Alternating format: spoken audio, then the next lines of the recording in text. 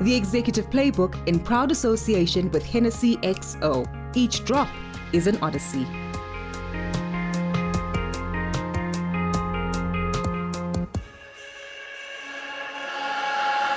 As if holding a PhD in human genetics isn't enough of a flex, graduating with that PhD and a business degree on the same day isn't enough flex. Aisha Pandor is also the proud founder of one of the country's fastest growing tech startups.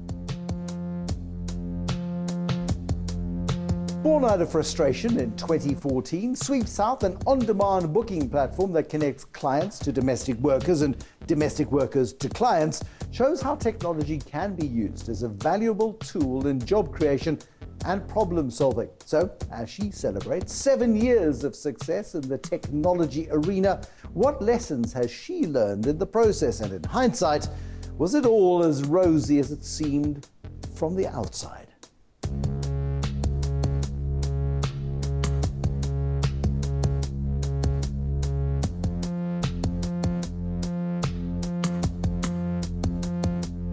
How's it going? Have you taken over the world yet? Not yet.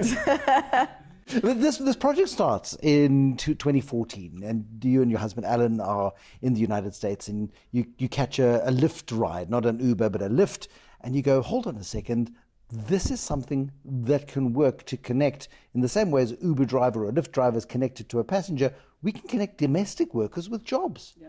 And that's the epiphany. But in 2014, not everybody has a smartphone. Yeah. Not everybody has connectivity, and not everybody's thinking like that. It was a big uphill struggle, I think. It was. And I think, so there was a bit of a gap between taking the Lyft and then having the experience which sparked the thought of building something like that Lyft or Uber platform. But yeah, it certainly wasn't a no-brainer, I think, in 2014. And yeah, the notion of booking a service online using an app and then someone showing up and doing a job for you was very foreign in South Africa. I think once you've used an app to book a service, it's like, how did you ever survive without this thing? And that's fine as a user. But then you've got to convince predominantly women at that stage, certainly, and probably still mostly women, that this is a mechanism that can connect you to a work opportunity. And you're not going to go into the home of some serial killer. Yeah. and getting that trust must have been huge. It was. People often think that we have to navigate trust on the customer side. We have to navigate trust on both sides. The reality, though, is that trust and that vetting doesn't exist outside of platforms like SweepSouth. As a domestic worker or a home service provider, if you want to get a job, no one's doing a background check on your potential employer. So very important for us to build in vetting, security, the continuous rating on both sides. People who behave badly get blacklisted on both sides again. But yeah, certainly, an important element for us was making sure that both sides feel safe. You're connecting two people together in a household. How many employers have been blacklisted? I don't know, and I don't know because the number's so low. Okay, but a couple have. So a few have. How revolting do you need to be blacklisted? Because people, I think the relationship between domestic help and employer has improved over the years. At least I hope it has. Yeah. And people have just started behaving like humans rather than as despicable humans. And it's disappointing that any have been blacklisted. Yeah. But it's good that the mechanism exists. Well, I think, unfortunately, it's a reflection of human nature. We have amazing human beings and we have not so amazing human beings. And so there are two sort of ways that you can be blacklisted on the platform. The one is if you just aren't a great person to work with and you keep on getting very low ratings. And your experience then will be, I'm using this, and there used to be a lot of availability for me, and suddenly there's no one who's available, no matter what date I pick. So that's probably a good sign that you're not well loved by the service providers who come and work for you. And then the other is just straight blacklisting, and that's really bad behavior. So racism, being inappropriate towards people who work in your home, that kind of thing. And again, that's few and far between. You were on a steady growth trajectory and things were looking really good. There were more than 20,000 women registered on the platform, and there were lots of interactions and people were getting paid and it was working really well. Then COVID struck. Yeah. Did you at that point in March 2020 think it was tickets and was game over for SweepSouth? There were points definitely points where we felt like this might be the end. I think going into that first lockdown, straight into level 5, we couldn't operate for 2 months at all, and we didn't know how long it was going to last. And so there were some moments where it felt very existential for SweepSouth. And, this was almost 7 years after we'd launched the business and put everything behind it. From a business perspective, absolutely. Then for the people who work via you, they are gig economy workers, and all gig economy workers in the world, whether they're working on film sets, as waiters, as delivery people in that hard lockdown, as domestic helpers, everybody got shut out. There was no safety net. There was no mechanism for 5 cents, never mind 5 rand.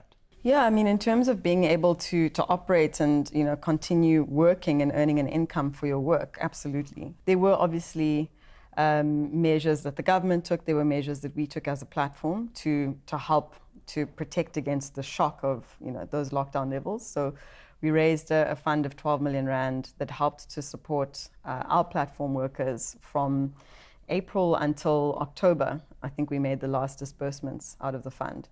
And that helped a lot of people. It was a very small amount, but it helped a lot of people just to make ends meet. But, you're going from earning an income for your work to just enough to maybe cover groceries and rent. But there's a little bit of support, not nothing, which is I suppose, encouraging. How then, you're now sitting at about 25,000 signups, which suggests that even in this sort of stop-start of the economy over the last 18 months, that you have actually been able to grow, and there has been demand. Because I would also then assume that many people might be apprehensive about having somebody they don't know particularly well coming in and doing 2 hours of work twice a week, or 2 hours of work once off, or whatever the case might be.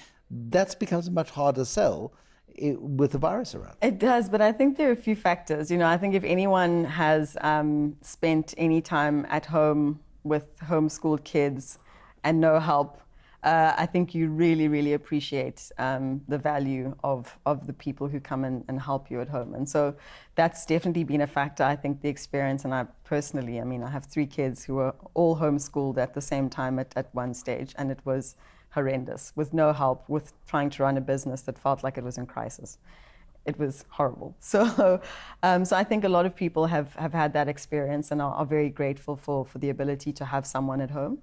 But as you say, there's apprehension around what that means, being in the midst of a pandemic and contact time and all of that. And so what we've tried to do is really look at how can we be a voice of reason and logical, clear steps that you can take to help avoid transmission between people within a household. And it's in the Sweep Stars. You call people who work on your platform Sweep Stars. It's in the Sweep Stars' best interest also to be hyper vigilant and hyper careful, because they are being paid for turning up. And if you're sick, you can't turn up. So there is that sort of element of logical protection as well, that people are going to be very careful to protect their income source. 100%, and they have families who they want to protect as well. I think everyone is thinking about, yes, yourself and your ability to continue working, but everyone's also thinking about families and children and grandchildren and aunts and uncles who might be more susceptible to the worst effects of the virus. The Executive Playbook in association with Hennessy XO, celebrating personal and business success. The Executive Playbook in proud association with Hennessy XO. Each drop is an odyssey.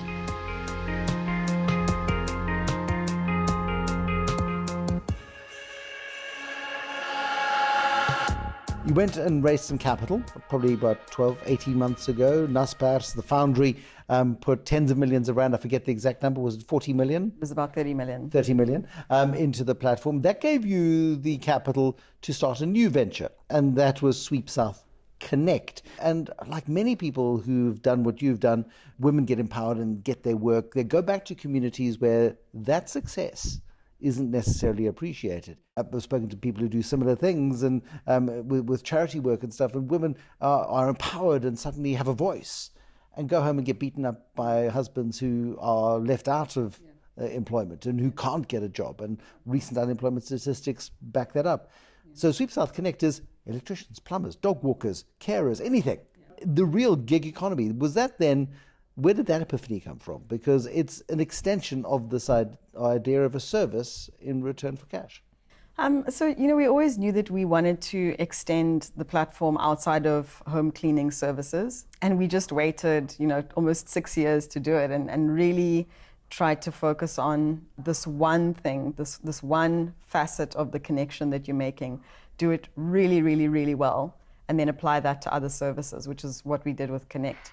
We are really passionate about the mission of SweepSouth, which has to do with addressing unemployment and underemployment. Working with domestic workers who are primarily female, that's one element of it, but there are so many underemployed and unemployed people who we felt could benefit from the platform. And you've also taken this concept into other African countries. You've got operations in Kenya. You've recently just had your first hire in Nigeria, which is like, I can see the look in your face. It's just like, finally. Because, it takes like a year to get up and running, doesn't it, in new markets? It takes a while. And I think, I'm definitely guilty as an entrepreneur of being overambitious with how long it takes for things to happen in my mind. But I think it's not necessarily a bad thing, because it's sort of what keeps me going, and I like the feeling like things can happen at pace, and then when they don't happen at the same pace, it's okay. But yeah, very, very exciting to have just launched in Nigeria. Kenya, we launched just prior to the pandemic, so that was difficult to try and navigate a new market in the midst of a pandemic. There have been so many school fees that you only really learn when you are present on the ground in a market. So trying to navigate different payment systems, different cultural attitudes to online payments, the e-wallet and M-Pesa in Kenya, and that constantly going down, and just all sorts of things that you never thought would be issues. We forget, actually, quite often, because not many people like their bank very much, but we forget how well it works in South Africa. We have an extraordinarily globally competitive financial system in South Africa, and you can be pretty sure, 99.999% sure, when a payment is made that it arrives. Absolutely. But you don't have that guarantee in other parts of the continent. Absolutely. And I mean, for all of the, I think, some valid, some not complaints about our government, in some of the other markets that we are in and are looking at being in, a company will be shut down because the government doesn't like them for some murky reason. And then you've got a partner who's now not able to process payments because their government shut them down, and they're having to deal with that. So yeah, it certainly does give you an appreciation for the many, many things that work and help facilitate smooth running of a business like ours in South Africa. Yeah, and culture's also vastly different, and people's attitudes towards domestic help. And Egypt is going to be, I think that's next on your radar, and a fundamentally different challenge. Definitely. So cultural differences, legislative differences, and again, where I think we can do a lot in South Africa when it comes to how we treat and pay domestic workers in general.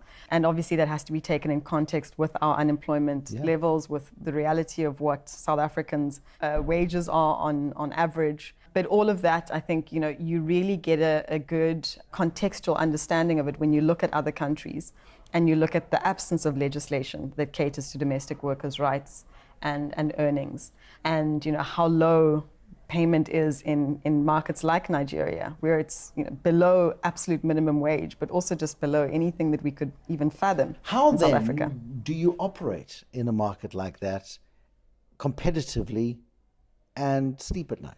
It's a give and take. So I think, and we had this learning when we launched SweepSouth, the sort of optimal version of what people should be paid, and then very quickly realized that was unrealistic. And think of it as a gradual process where over time, as you're able to add value and gain more market share, you can start to push prices up. And so it's going to be the same thing in other markets. I think we certainly won't sort of price ourselves as low as what we've seen the market do. I think there has to be a minimum and a benchmark that you sort of commit to. And then I think it's a sort of constant play between looking at what the market is willing to pay and trying to gradually push that up by having these value-added offerings like the vetting, the insurance, etc., and trying to advocate for people to pay a little bit more because those things are in place. The Executive Playbook in association with Hennessy XO, celebrating personal and business success. The Executive Playbook in proud association with Hennessy XO. Each drop is an odyssey.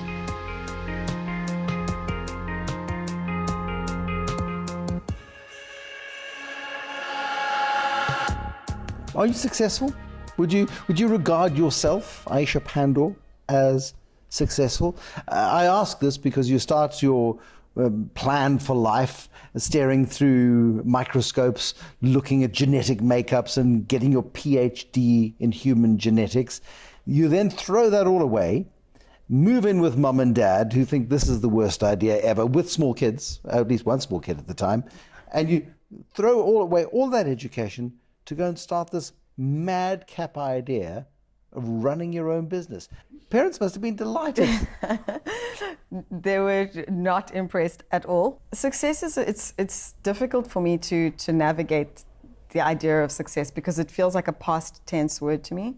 I'm driven every day and I know what it is that I want to accomplish long term. In SweepSouth's case, I would never have imagined that we would have this business being, international and having helped as many people as we have, and having had a positive impact on the industry. Those things that I was talking about trying to push wages up over time, we've managed to do that through the platform. But I still have so much to do. We still have so much to do. I've done things that have gone well. I've done things that haven't gone well.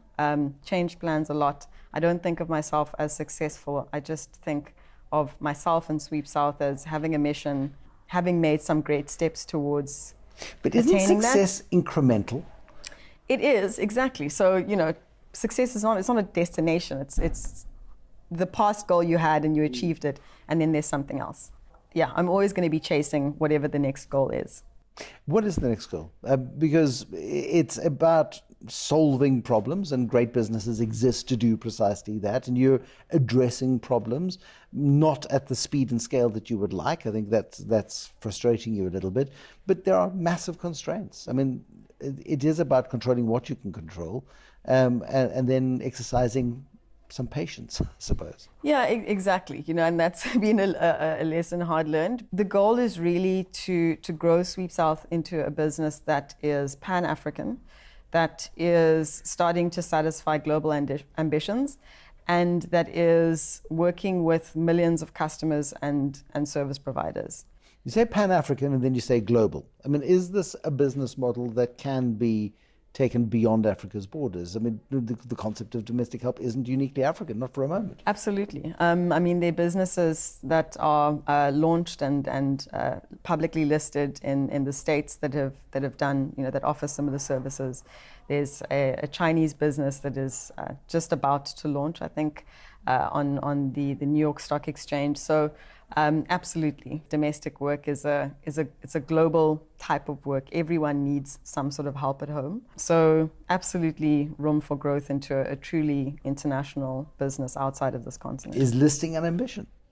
It's not an ambition, but I think once you get to a certain scale, it's a good idea to position your business as if you were going to list, without closing down a number of other opportunities for exit or liquidity. But we're a little bit away from that still. Because at the moment, I mean, you've got investors, you've got interest. I talk to venture capital firms and they go, we wish we'd seen it sooner. It was too late for us to get in. But there is venture capital money that likes to see a track record and success. And that venture capital money is still coming through the door, is it? Yeah, it is. And we've still probably got a good few more funding rounds to fuel the growth on the continent and then the growth beyond before we start thinking about what the sort of end game is. What is it that costs so much money? Because technology was meant to lower the cost of creating a business, lower the cost of scale. And it turns out, actually, it costs an awful lot of money to develop unique technologies to grow these businesses. Yeah, and it's less about the development of the technology and more about marketing, growing a brand, growing a customer base. If you look at businesses like Outsurance, which is a South African, let's say 2 decades launched insurance business, those businesses take a lot of capital to market to people, to develop a brand, to have that brand solidified within people's minds. And so a lot of it just has to do with marketing and building the business in a way that is scalable. And I think it's a notion that we have to get used to as South Africans who are thinking about building world-class tech businesses, as Africans who are thinking about doing the same thing. businesses like Uber and Airbnb and, Facebook and Google and Twitter all required a lot of capital to get them to where they are today, which is billion-dollar businesses. And it's no different with SweepSouth and some of our other peers who've reached similar or greater scale. A lot of people argue that South Africa is not a place where you can create a great globally relevant and competitive technology businesses. You need to be in Silicon Valley, or you need to be in the Netherlands, or you need to be in a place where there is far bigger and wealthier markets in order to grow into. What do you say to those people? Absolutely not. Look at Discovery as a South African business that's scaled internationally, and I think an incredibly innovative business.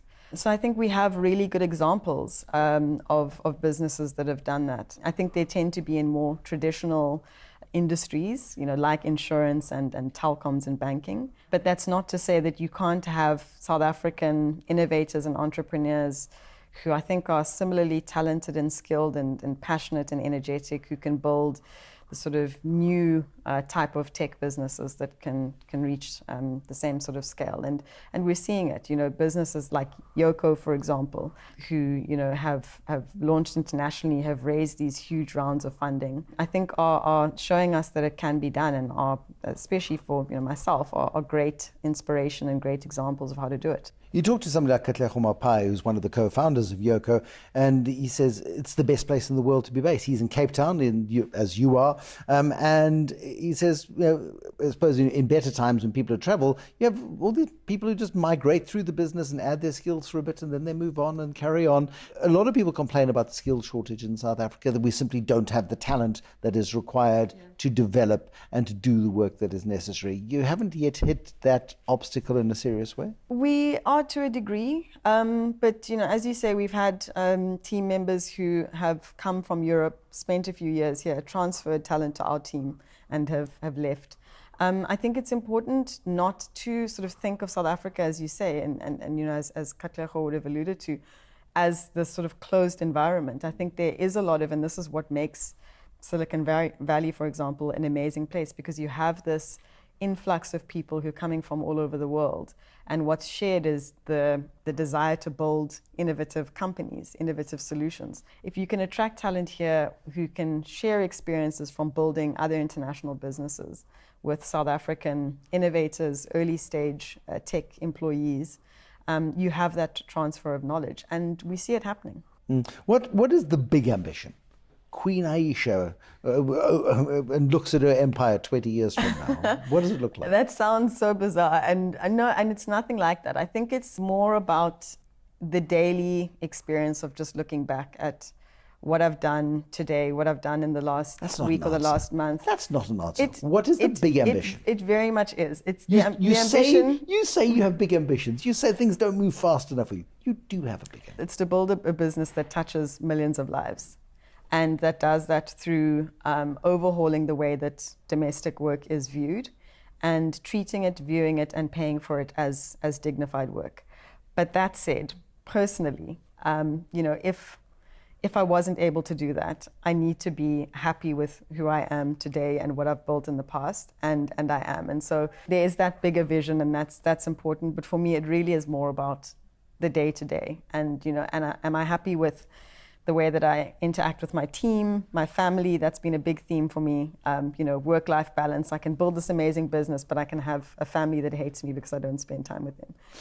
Or in the case of homeschooling, a family that hates everybody because they're in too close confines. Exactly. Yeah. So and so how can I be the mom, the CEO, that even if my family do have to spend 3 months with me at home homeschooling, we're not going to kill each other, and we're going to love each other for it. So that's what's most important. And hopefully one day we get to look back at this time and say, geez, wasn't that fantastic? I mean, there were elements of it actually that forced a different perspective on the world. Absolutely. I think, it's sort of the phoenix rising through the fire. If you're strong, fire can mold you. And when you look back, and this has been the case with SweepSouth, this horrendous experience of, a year ago, is this still going to be around in a few months? Will our investors back us? Will our team stay with us? Are we going to be able to support people? You are. They did, and they did. Absolutely. Do you feel stronger today than you did 12 months ago? 100%, without a doubt, I do. I wouldn't like to go through this again. No. but I could do without it. But yeah, absolutely feel stronger for it. As a person, as a business, as a team, yeah, 100%. Aisha Pandor, thank you very, very much indeed. Aisha Pandor is the co-founder and the chief executive of SweepSouth. In the technology world of South Africa, looking to expand beyond South Africa's borders, doing so now in Nigeria, in Kenya for some time. Egypt is next. Where to after that? We can't be sure, but watch this thing go beyond borders. Thank you for watching The Executive Playbook. Bye-bye.